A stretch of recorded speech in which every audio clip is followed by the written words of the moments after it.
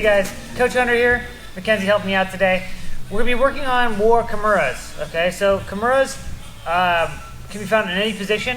We've seen them from the bottom, seen them from the top, back mount.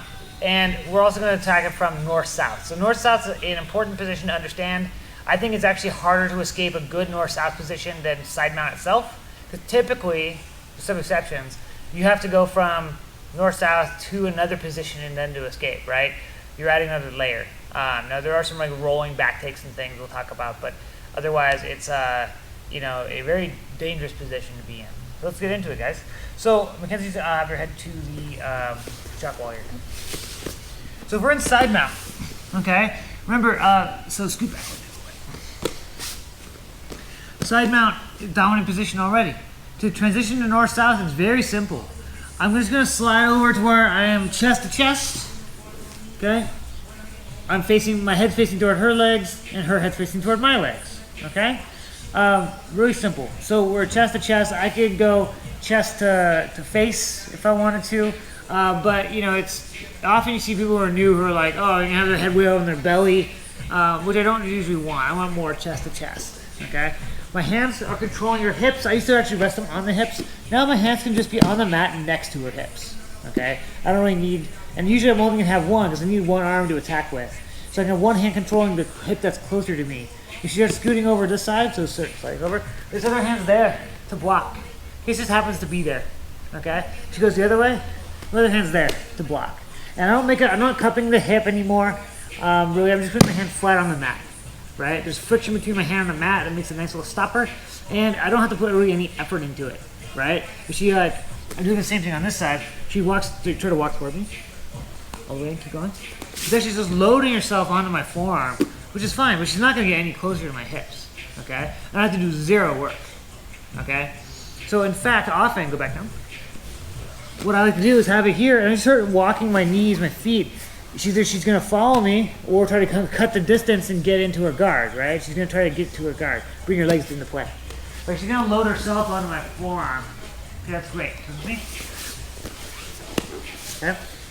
I like to get a gable grip and drive my shoulder into her belly as hard as I can. Get up on my toes, go all my way through my shoulder, right? I'm not squeezing with my arms. This is one of the big mistakes I made at Midwest Finishers, was that I was squeezing. You get a little excited, right? You want to squeeze and hold, but I'm really just driving my weight through, getting super, super heavy, right? You can tell from her expression and her sounds, not comfortable for her. Okay, that's great. So I'm going to get so that my head and my legs are on the same side. It's something I've recently done, and it really helps me a lot. Okay, so something that's going to happen eventually, okay, is that her elbows will come off the mat and get flared. Right? Because if she was right there, she starts pushing on my chest, like lifting my hips, right? Pushing my hips maybe. Same thing, her elbows are coming away from her ribs, okay? You can induce that a couple of ways, but it's often going to happen just on its own, right? Especially when I start driving heavy onto her here, she can start pushing me away to try to make space. You can see her elbow is elevated. Super important, okay? My hand is on that, whatever elbow I want to attack side, is going to go under her elbow and get up as tight as possible and I'm going to pinch my thumb and my shoulder and pinch her arm between that, okay? My hand's going to find her center. And I'm putting my weight through my chest, through that arm, okay? So now I'm pinning and isolating this arm really well. I'm going to circle toward that side and turn to face in, okay? So I'll do it on the other side so you can see it better. So up here, I have her elbow tucked between my shoulder and my hand. My hand is on her center, solar plexus or sternum, okay, depending on where you're at. I'm going to pivot toward the arm I'm attacking until I can see it. All my weight's on her, you can see from her expression. All my quarantine pounds coming in handy. I'm gripping her wrist with my wrist for the Kimura. Okay, now I have our choice of finishes, right? We have our head mount finish, okay? I'd go side Kimura, side mount finish, right? All sorts of options for that. So let's go over that one more time. And just on your back. Have your head this way, actually. So, side mount, Small adjustment to north-south. Okay? Go forward a little bit. Forward. Yeah, your legs are drifting out. Okay. I attack her arm. I'm turning the corner.